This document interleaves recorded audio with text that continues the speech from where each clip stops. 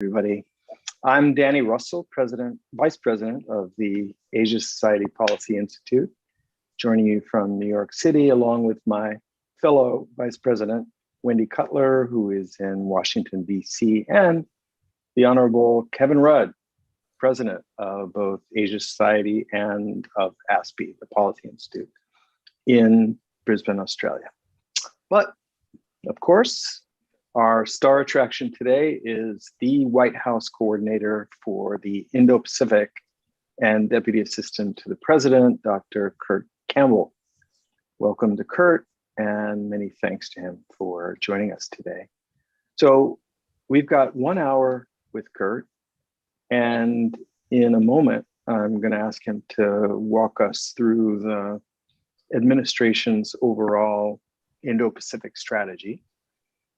Then I'll turn the proceedings over to Kevin so that he and Wendy and I can follow up a bit, and we'll draw from the questions that you, the listeners, provide to us. So for all the viewers, please use the Q&A function on YouTube or Facebook to put your questions forward. But first, so moderators always say that their speaker needs no introduction, and then go on to recite the speaker's bio in detail. So I'm not going to commit that particular offense, but what I will say is that Kurt Campbell and I became close partners and friends over the course of Obama's first term, when Kurt was the Assistant Secretary of State for East Asia and the Pacific, and I was a director and then senior director for Asia at the NSC. And as Obama's first term ended and Kurt decided to make his exit, he talked me into leaving the White House and taking over from him as Assistant Secretary.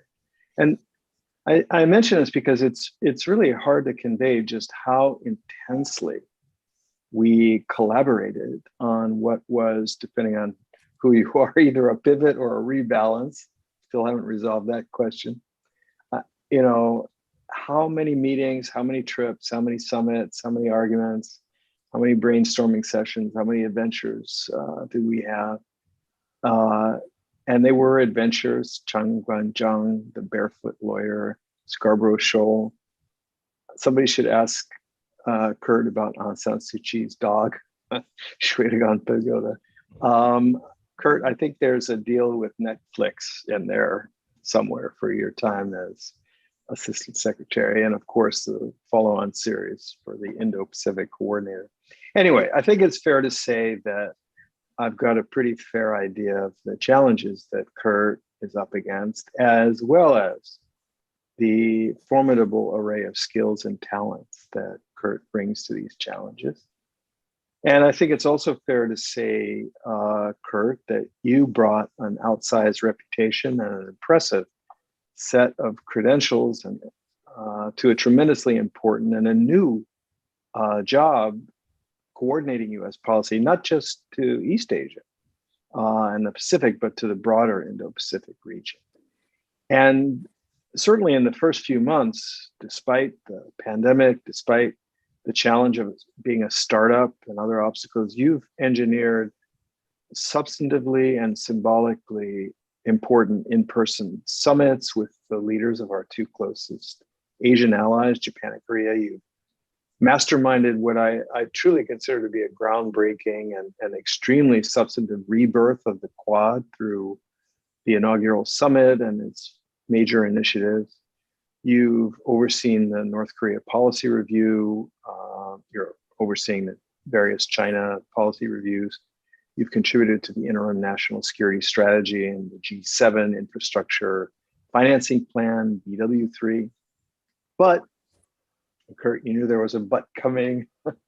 There's still a very long and difficult road ahead for U.S. interests, for U.S. influence, for values in the Indo-Pacific. So what I'd like to ask you to do is to focus on the game plan for moving forward. We've all lived through the last 6 months. We We know about Build Back Better. We know about Compete, Contest, Cooperate. But what we don't know is really the theory of the case for what it is that you and the Biden administration are trying to accomplish in regard to the broad Indo-Pacific, in regard to Asia, in regard to China. As we used to ask ourselves, what does success look like? And how are you going to get there?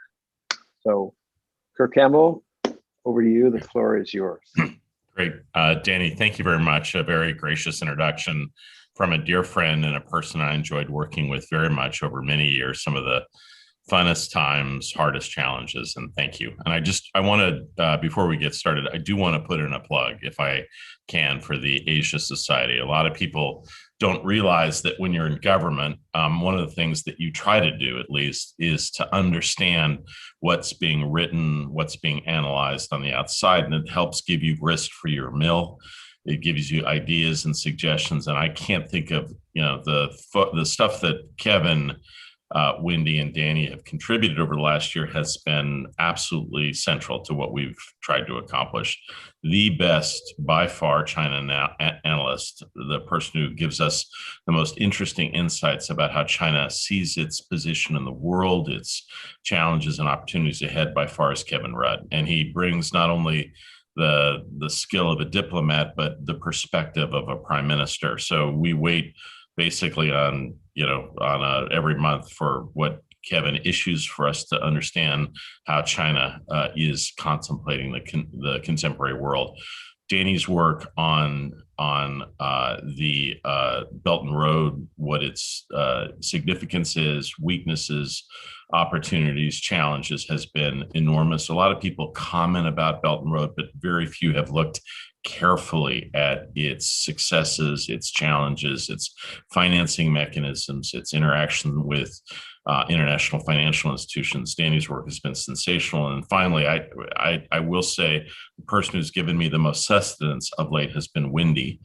Her work on the digital economy, potential agreements, arrangements with like-minded countries that might help us get over the bridge about what we will do economically in Asia has been central. And I always appreciate her encouraging, optimistic continent. So I just want to, for the listeners here, for those who are supporting the Asia Society, good on you. This is a great institution and the work has been tremendous. And so Danny's given me a charge. And much of that means not going back over well-worn and well-understood territory, but I'm just going to go over a couple of quick things. And then Danny and Kevin, I'm happy to take questions. So, when people ask, what's the most important thing that we can do in Asia or in the world? It sounds tired, but it is in fact the case to recover at home. And so one of the most important things that I think we can demonstrate over the course of the next year or two is to continue our process. First, work through full vaccination in the United States. And for those of you who are studying, we're now seeing pockets of states and communities that are resistant to vaccines, overcoming that, trying to make clear that the Delta and other variants pose a very real challenge to the recovery of the United States. I don't think we anticipated quite this much, but that's been an intense effort of late, and that will continue. Obviously, Danny cited the Build Back Better, but I will say it's the component pieces of that will be critical. I will tell you that, some people question and ask, what is President Biden really committed to? Probably more than anything else, it's bipartisanship. Now, I know, deeply skeptical and suspicious Republicans question that constantly. Is this a maneuver? But in fact, I've seen it on a daily basis. I see it with respect to my diplomacy on Capitol Hill with Republicans, talking to them about China, about the Quad, about Asia. It's one of the few areas where we really see, I think, at least a true degree of bipartisanship, Danny. And some people think of bipartisanship as starting at home and then extending abroad. I think in this next phase, it's likely to be the reverse. We will find areas of common cause in Asia, not fully, but somewhat, and then we will try to build on that as we go forward. But I think the hope will be that the foundational infrastructure effort is a bipartisan effort. It's too early to tell, but there is a tremendous sense that such such an achievement will send not only a message about what's possible domestically, but what's possible internationally. Number two, I do want to underscore a huge part of this new job. And when you say new job, new position in the mix of White House, it's almost always a disaster. It's very difficult. Any new position, the new bureaucratics, everything written with it. So it's been challenging, exciting, but everything, Danny knows it well and understands what's at stake here. I think it'd be fair to say that our engagement with allies and friends has been at the top of the list. Most of those interactions have been either in Europe or in Asia. They have been intense and they have been sustained. I think if there are any surprises to date, it is how open countries have been about their aspiration, their goals, and their anxieties about Asia. So in the past, a lot of questions about if we talk about rebalance or pivot, what is it going to mean for Europe and other countries? Let me tell you, ladies and gentlemen, these countries are pivoting rapidly. They are tilting much more rapidly than the United States, even to Asia. There's a broad and deep recognition that the lion's share of the history of the 21st century is going to be written in Asia. You see it in everything that we do diplomatically. I think it is also the case that everything the United States has done of purpose in the world we have done with Europe. And I think Asia and China will not be an exception. The depth and level of engagement with countries in Europe has surprised me, frankly.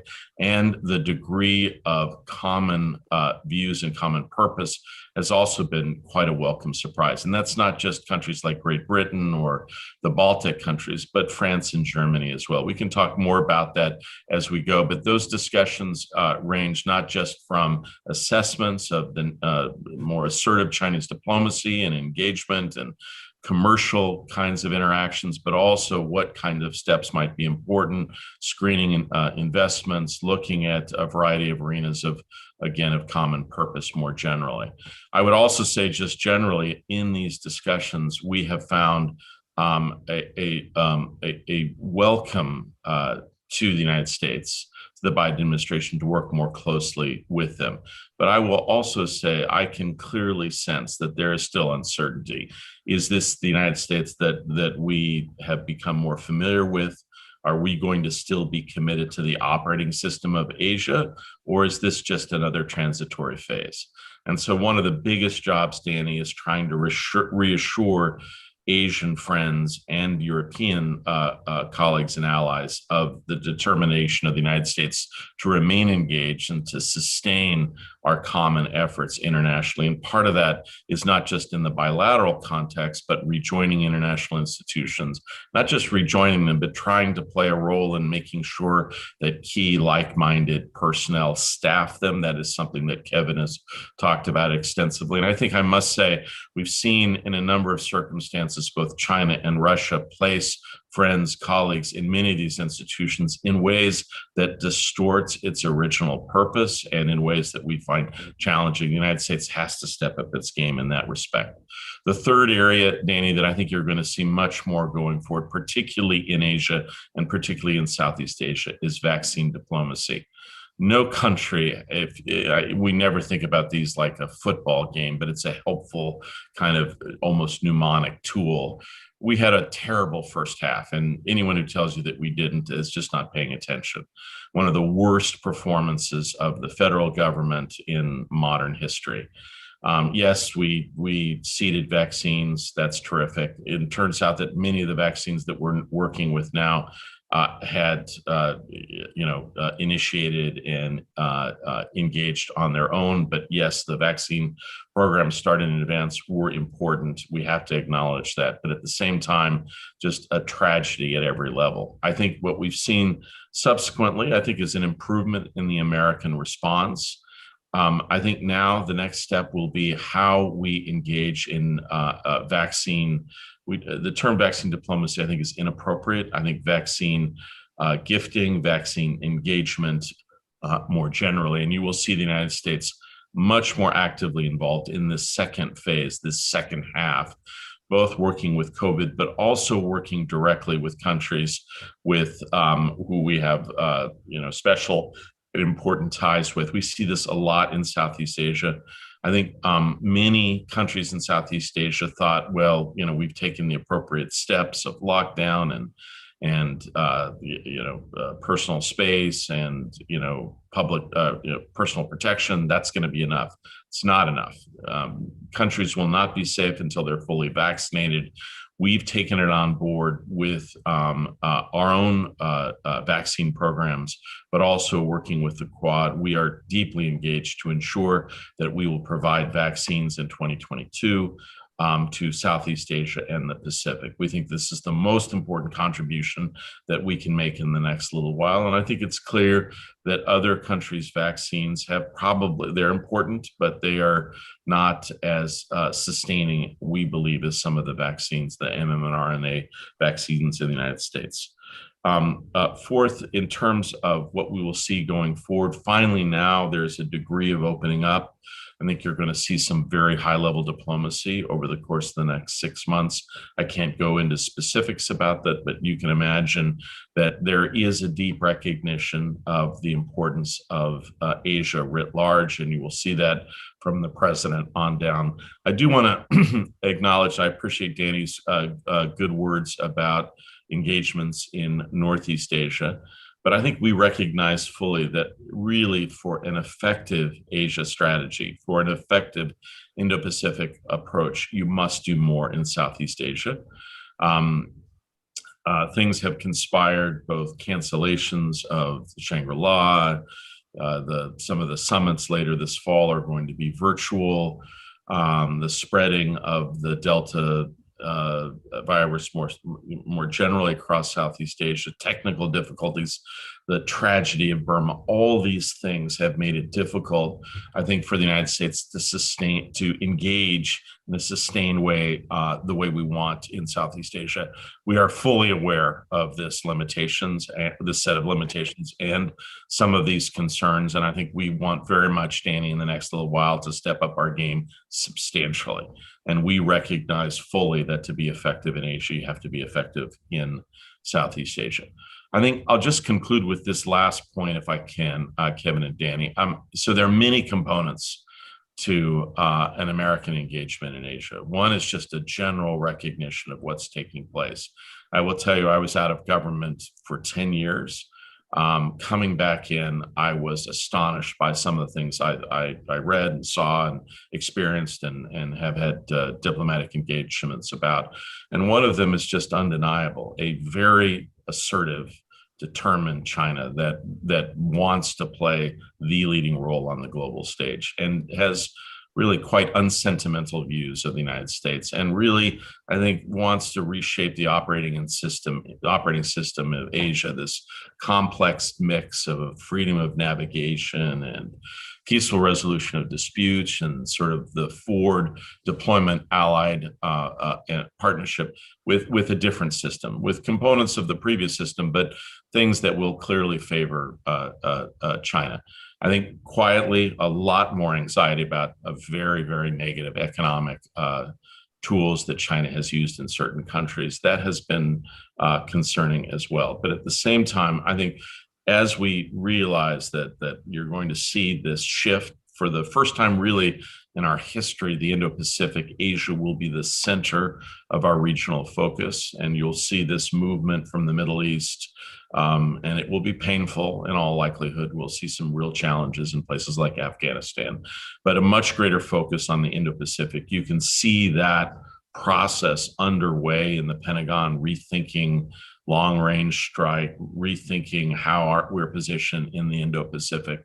A lot of innovative skill being brought to the case. You'll also see much higher level diplomacy across the board. And again, as you indicated, Danny, rejoining organizations, participating more actively. But I still stand with a general presentation, which, for the United States to be really effective in Asia, we're going to need to make clear that we have an economic plan, a series of engagements. And you will see pieces of that over the course of the next little while. As Wendy indicated, we have begun some work on some engagements around digital issues. We're looking carefully at how we apply elements of the Build Back Better World set of commitments made in Europe last month, and that will include basically leveraging new finance arrangements at the DFC for infrastructure, particularly across Southeast Asia. We have aspirations to do much more on climate with respect to foundational initiatives. And I think you will see later this year when the president hosts the Quad leaders in Washington, that you'll see some commitments that will be, I hope, exciting, I think, decisive with respect to not only continuation of vaccine diplomacy, but infrastructure as well. So I think we understand what the nature of the tasks are, Kevin and Danny and Wendy. I think we recognize that that the United States has a lot of work to do. We have historically a strong position in Asia. That position has slipped, and we are at risk, and we need to make substantial investments across the board. And some of those investments are not just in issues associated with like military or agreements. They are personal and they are personnel. We need to ensure that we've created a cohort of people across the U.S. government and in business that have a deep understanding of Asia more generally. I've been a little bit surprised. We need to do much better there. The capacity in the U.S. government is not there yet for the challenges ahead. This is not a set of initiatives that will take a couple of years. This is a generational effort that we will need to accentuate and try to streamline and telescope shorter, not longer, because the challenges are real and they are great. I think at the core, I'll just conclude by saying, we get a chance to get a sense of what Chinese friends, how they do analysis of the United States. I think the more ideological people around President Xi do believe that the United States is in a hurtling fundamental decline.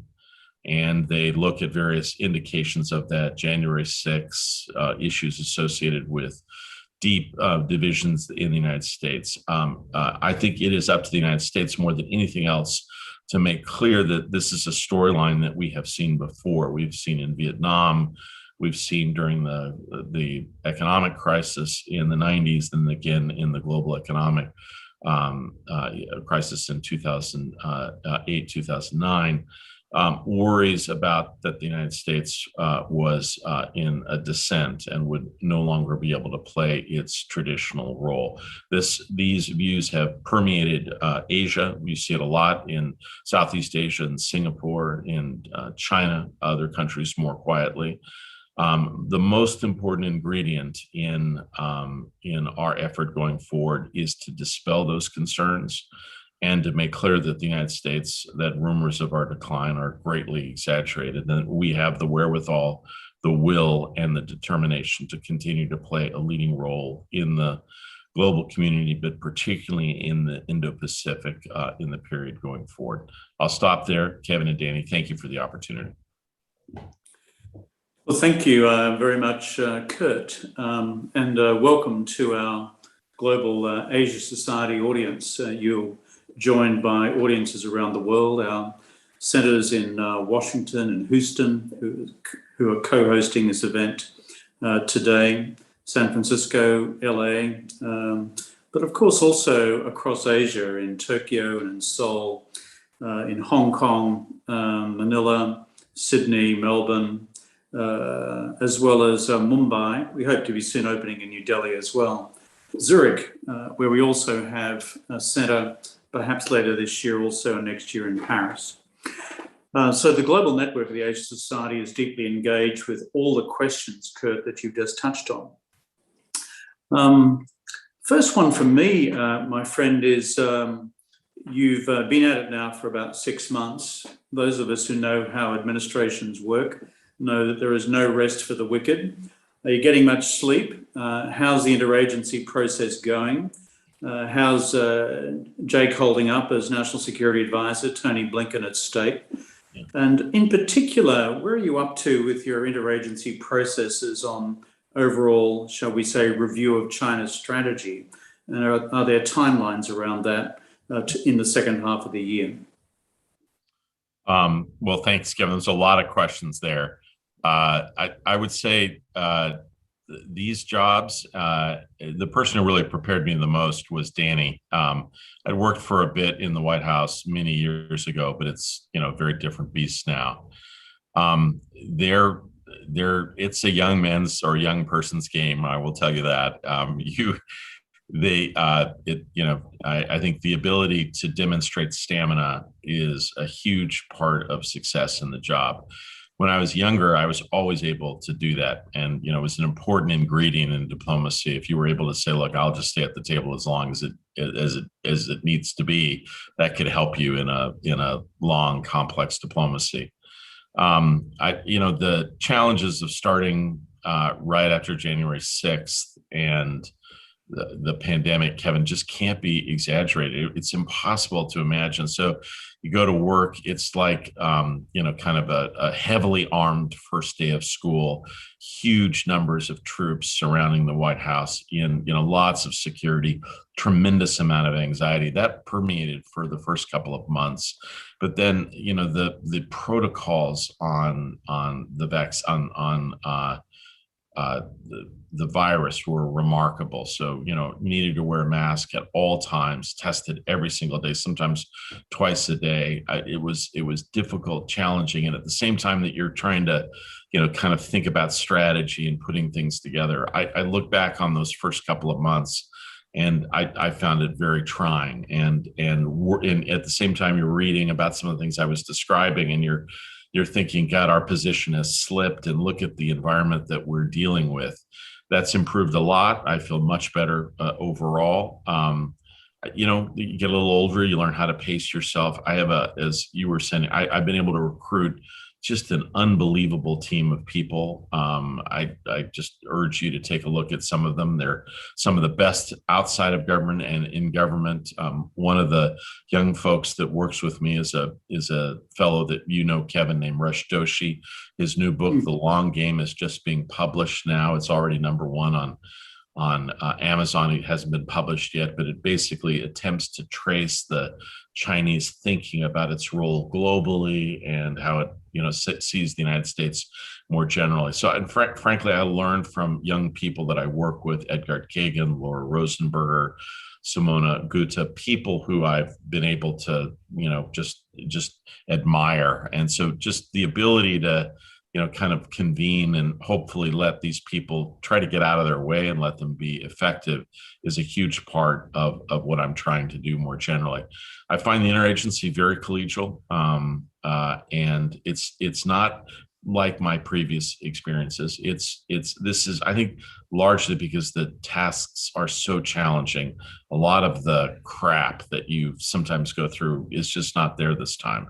There's a real sense of, look, we've got to muster together and move forward. There is a lot of discipline at the White House. Danny would recognize that. A lot of message discipline, a real sense of, beyond the team. I find the fact I know, like Danny does, and Kevin, you too, and Wendy, I know these people personally, and I've known them for 30 years. They know my strengths, they know my weaknesses. So, it gives you some ability to be able to operate.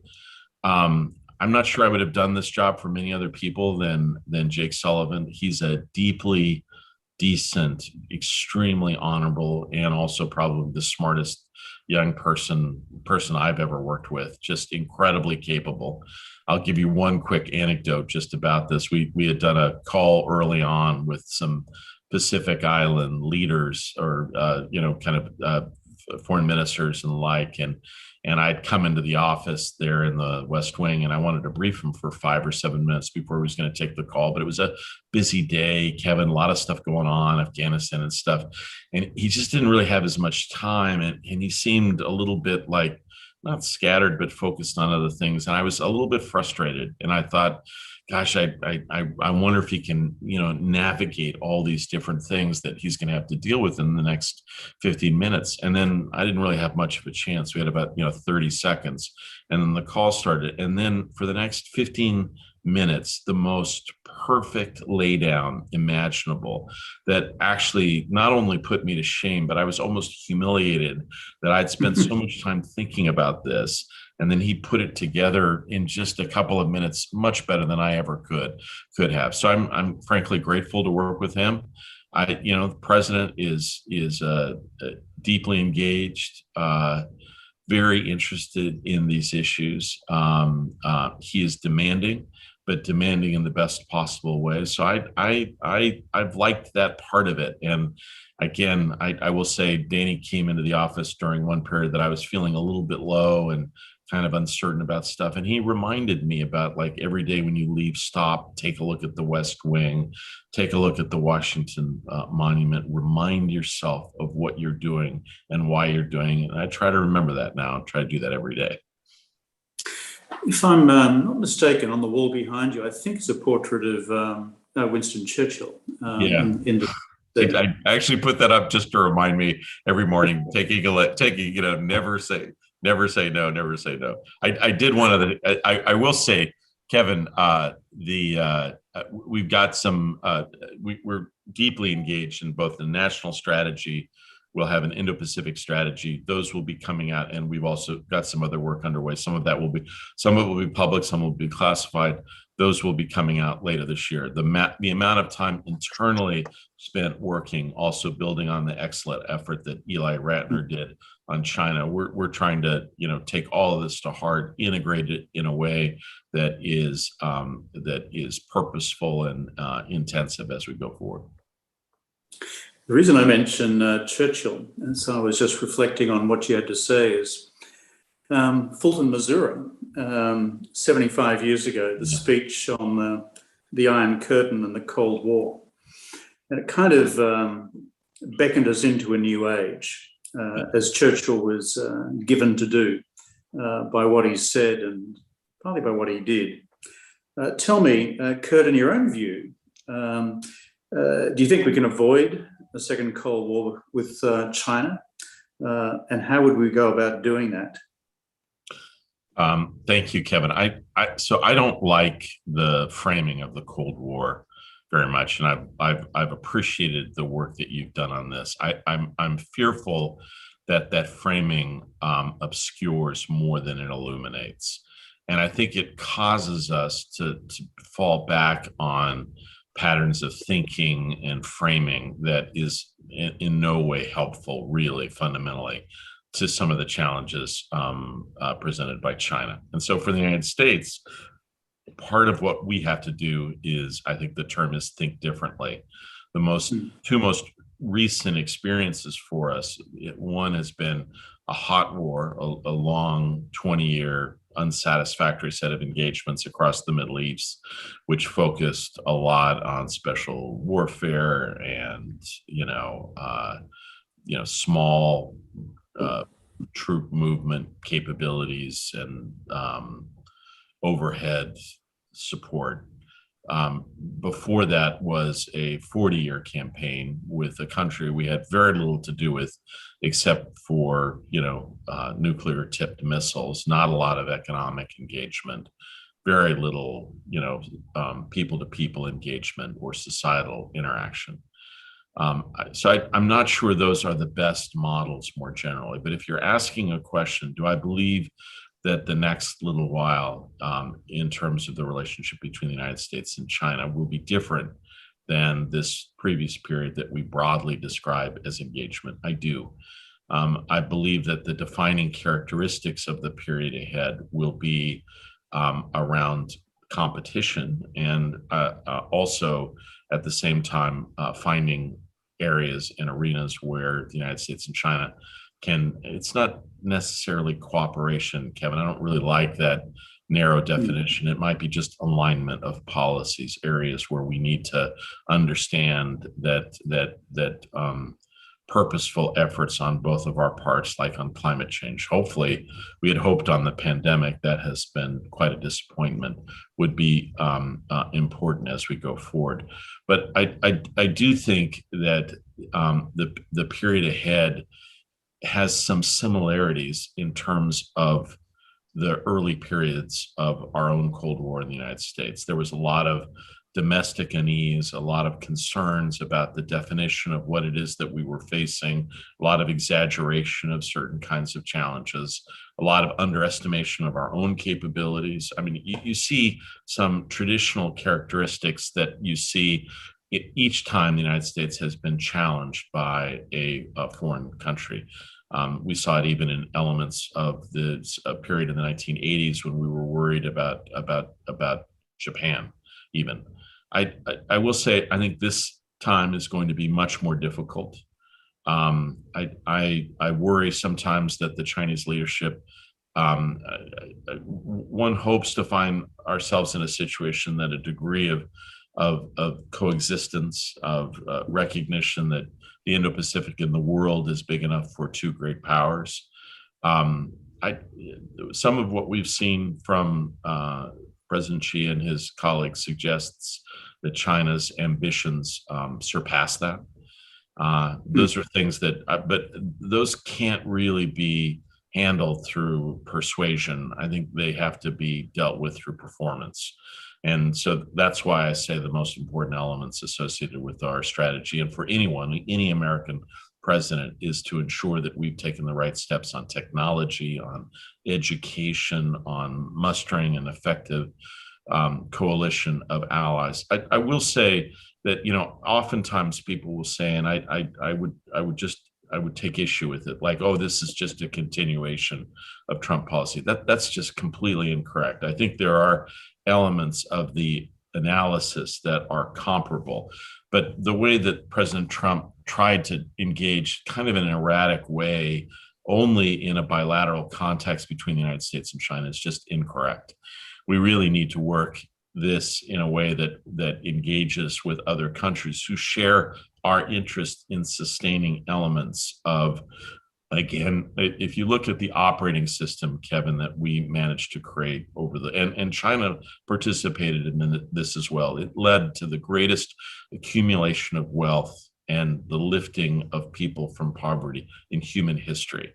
And so we should be very careful before we meddle with it too much. And so, you know, the challenge ahead will be to come up with a strategy that presents China with both opportunities, but also very clear challenges for taking steps that are antithetical to the maintenance of peace and stability. And that will be challenging. So anyone who tells you like, oh, this strategy is settled and it's certain, it's not. It will take a significant period to refine it. There will likely be periods of uncertainty, perhaps even periods of occasional, raised tensions. Do I think it's possible that the United States and China can coexist and live in peace? Yes, I do. But I do think the challenge is going to be enormously difficult for this generation and the next. Just before I turn to Wendy Cutler for the next question, Kurt, you mentioned before the centrality of working with friends, partners, and allies. Here in Australia, where I am at the moment, you'll be more than acutely conscious of the fact that Australia's been on the rough end of the pineapple, as we would say here, in the relationship with China. Yeah, but I just want to say, we don't say that. But go ahead. And the bottom line is, it's been problematic. The economic frictions have been significant. Some of the exporters are hurting. In terms of your management of, let's call it, your aggregate relationship with China, and as it were, seeking to the extent possible to restabilize relations also between China and some of your allies. If I was asked you to bring out a crystal ball and to see how the second half of the year might go, do you see some light on the horizon for example, the China-Australia relationship? Kevin, it's a good question. There are a lot of theories about how China conceptualizes Australia. I think from our perspective, it looks at least to some level that there is an attempt to cut Australia out of the herd and to try to see if they can affect Australia to completely change how it both sees itself and sees the world. I think the United States, President Biden, Secretary Blinken, National Security Council Sullivan, others have tried to make clear that we're not going to leave Australia on the field. And that's just not going to happen. And if anything, what we've seen over the last 6 to 8 months is a deepening, intensifying relationship between Canberra and Washington, even on issues. These are not completely like-minded governments, but I think a tremendous sense of common purpose with respect to some of the challenges that we were facing in the Indo-Pacific and the opportunities. Australia was also, Prime Minister Morrison, a leading supporter of us moving ahead with the Quad, and has encouraged us substantially to step up our game both in the Pacific and Southeast Asia.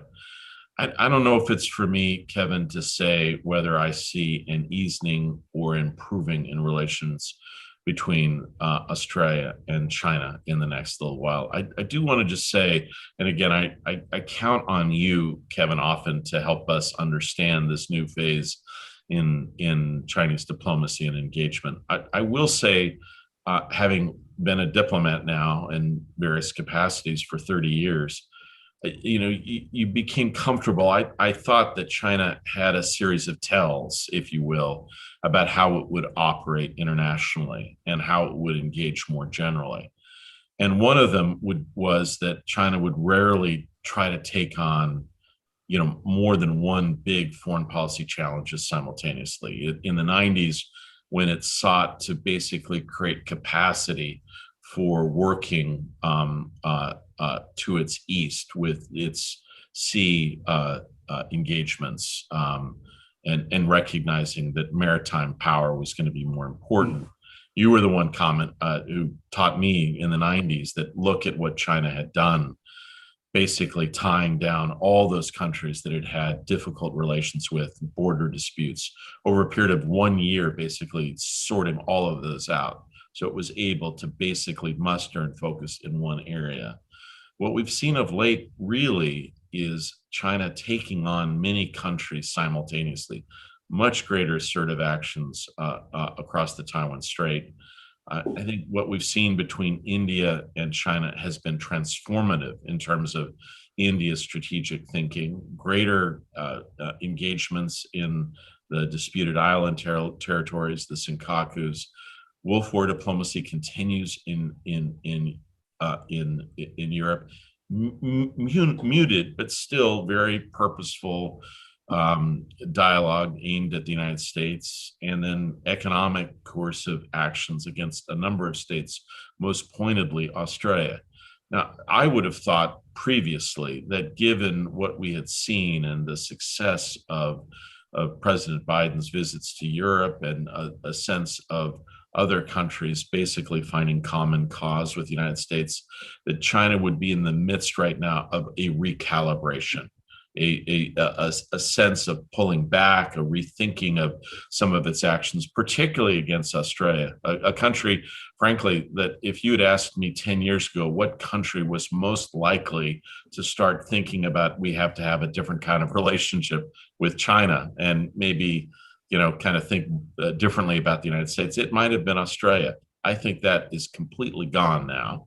And I'm not sure that they have the strategic thinking to go back to a different kind of diplomacy towards Australia right now. I see a harshness in their approach that appears unyielding. I don't want to be pessimistic for Australia. I know Australia is trying quietly and carefully, but I see little yield, and if anything, a rising sense of nationalism and a sense of aggrievement and a determination to continue to prosecute a very assertive case internationally across the board. And you saw that a little bit when President Xi, 100-year speech. So Kevin, I'd actually, I know you're supposed to hear from me. I'd love to hear from you. I would have thought that we were basically settling in for the long haul in terms of tensions between China and Australia.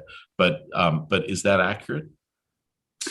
Well, I think they all want to hear from you, my friend, not from me. But I spoke to a Chinese forum on Saturday and simply said I thought it was useful for both capitals, Beijing and Canberra, just to push the pause button for a few months as far as the rhetoric is concerned, and see what can be done to restabilise. Let me turn to Wendy Cutler, who's going to switch the agenda to trade. Over to you, Wendy.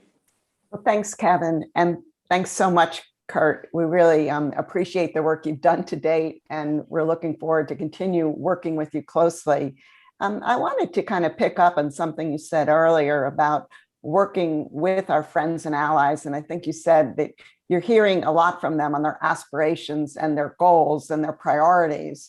I would assume trade comes in to that conversation. And I would be interested in what you're hearing from them, and assuming that you're hearing like a real desire from our friends and allies for engagement, on trade in the region. How is the administration moving forward, given domestic constraints? And do you think we might see a trade initiative coming forward by the administration for the region by the end of the year?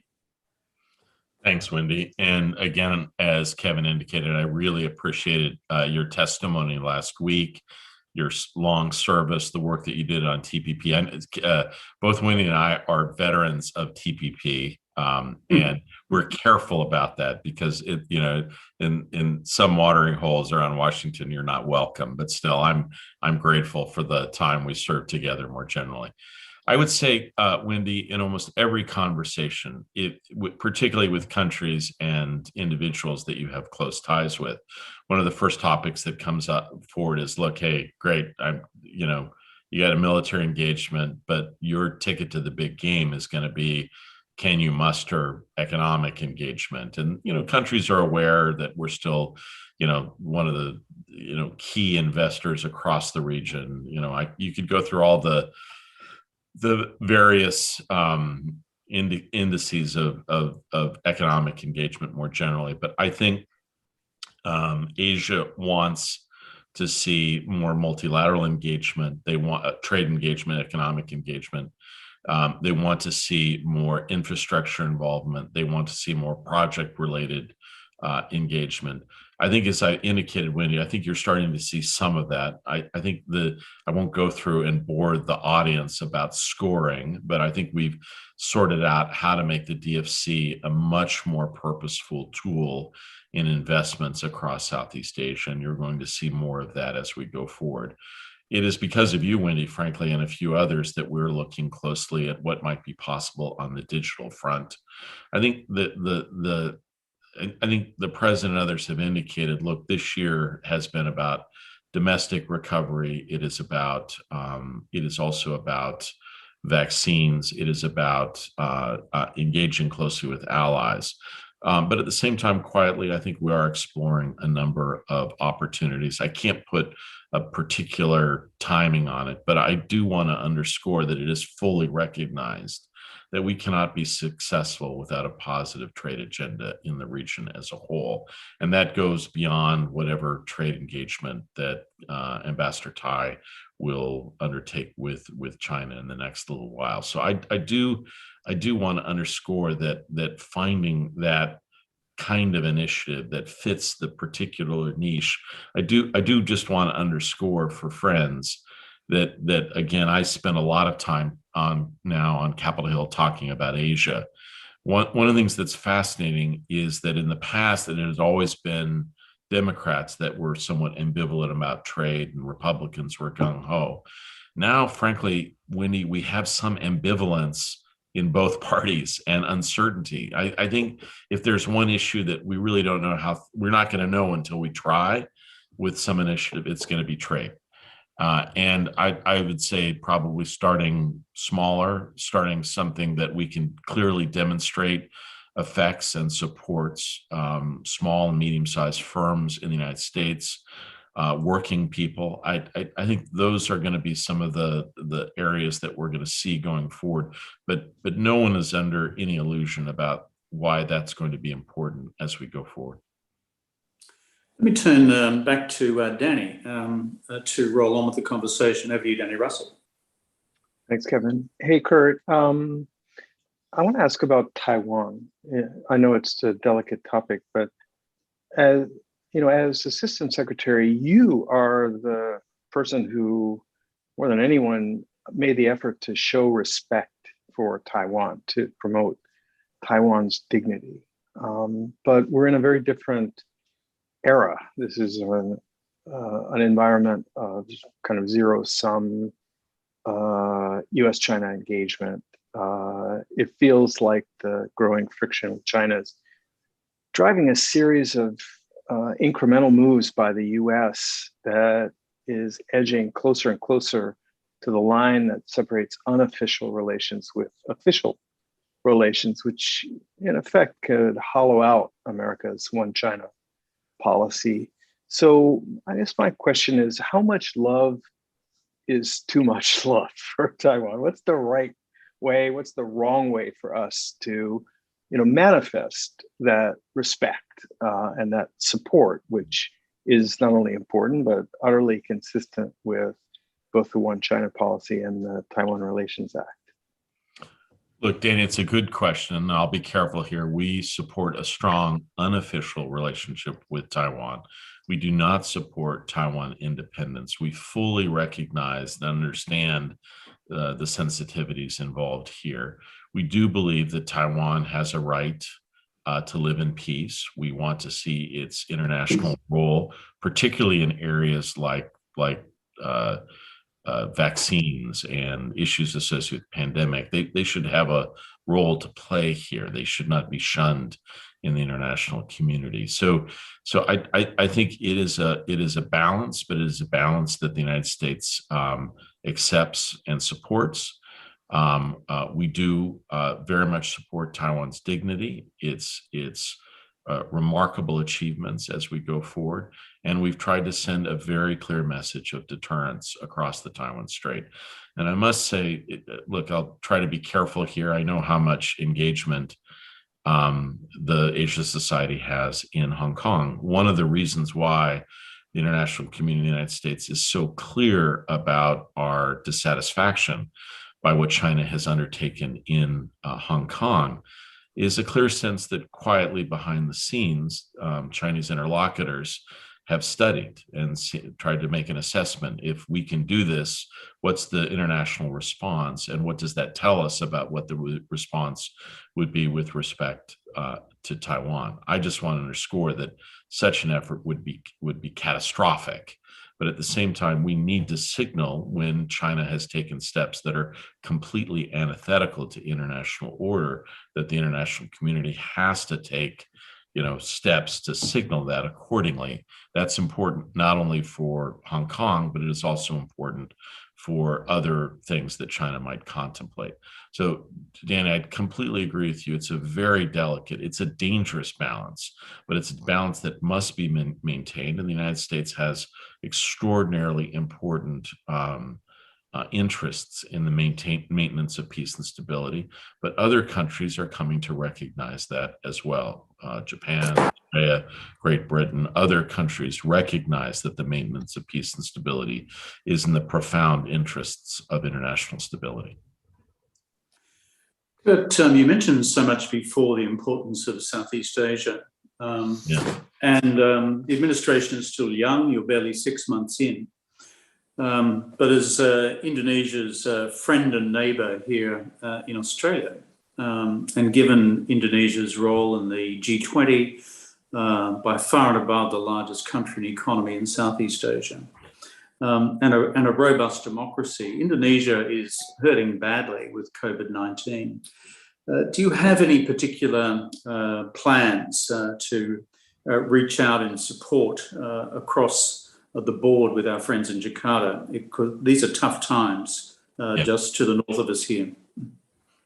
So, Kevin, I very much appreciate the question. So we have seen a rapid succession of this kind of crisis. About 2 months ago, we saw it in India, need to rapidly ramp up our support, basically trying to assist with oxygen and PPE and other things, ultimately vaccines. I will say this carefully. So we are involved, deeply engaged in diplomacy, private diplomacy with Indonesian friends, and it's still quite delicate. We are we've taken some steps to provide vaccines. There were some difficulties there in terms of trying to figure out whether Indonesian friends wanted to accept vaccines from the United States. I think it was also the case that I think the leadership was reluctant at moving, taking international medical counsel about lockdowns, and a certain pride about how to handle this.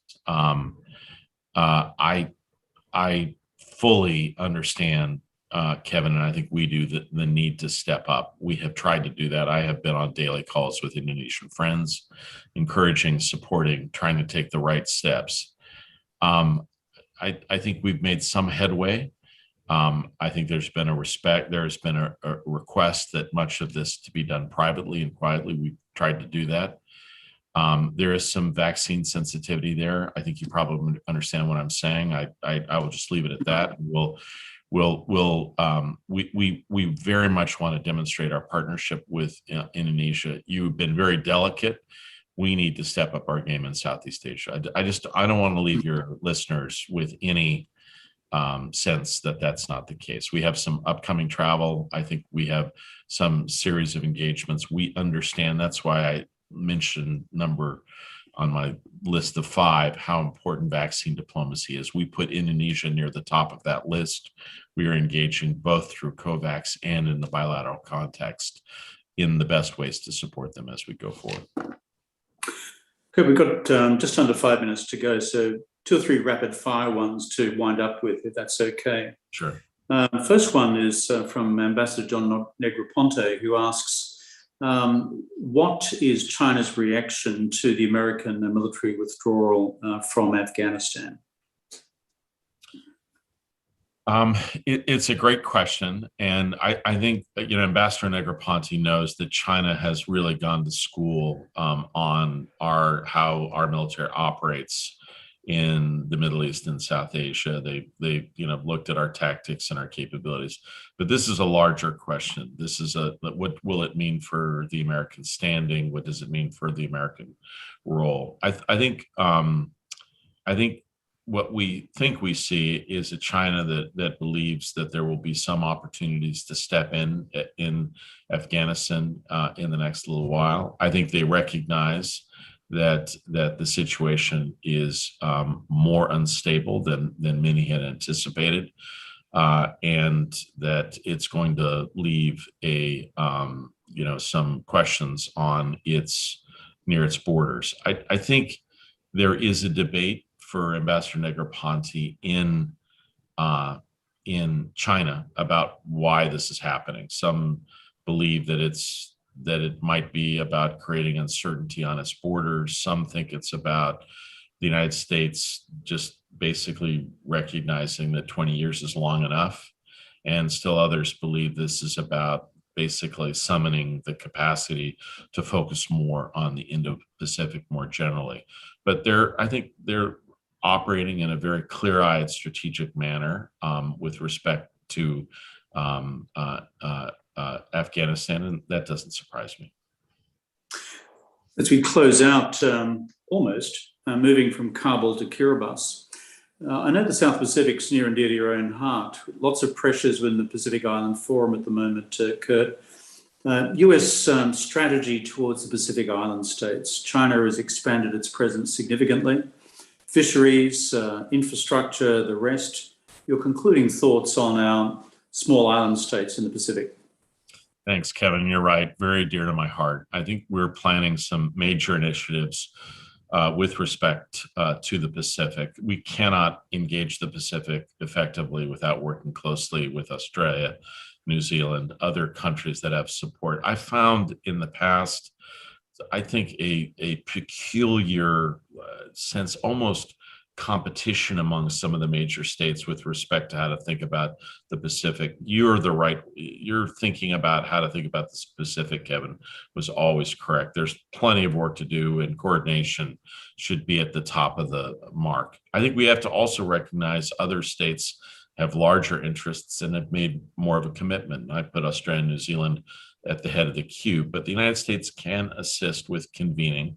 And I think we do believe that the mission ahead, and we have very deep moral and strategic responsibilities, and there's a lot to do. And I think we have been missing in action in many respects in the Pacific. And that means stepping up on just basically human welfare. It means doing more as much as possible on climate, on resilience, on clean energy. It's remarkable that as a region that has so much sunshine, it has a very low absorption rate of solar power. We need to do more on fishing. There's a number of initiatives on health that I think we can undertake. I think you'll see more of this. Again, we're ambitious here. We recognize the pressures that come to play, and this is just another area that we believe that Australia, New Zealand, other like-minded states can find common cause as we go forward, Kevin. As I close out, Kurt, President Xi Jinping and President Biden, when do you think they'll get together? G20 in Italy, or any time earlier than that? Give us a scoop. I think both leaders will assess, and my expectation will be that we'll have some sort of engagement before too long. Kurt Campbell, thanks so much for your time with us at the Asia Society. You're a good friend of Danny's, our Vice President at the Policy Institute, good friend of Wendy's, former Deputy USTR, and a good friend of mine in multiple capacities over the year, and my drinking buddy when I was Prime Minister. So thank you so much for the time you spent with us.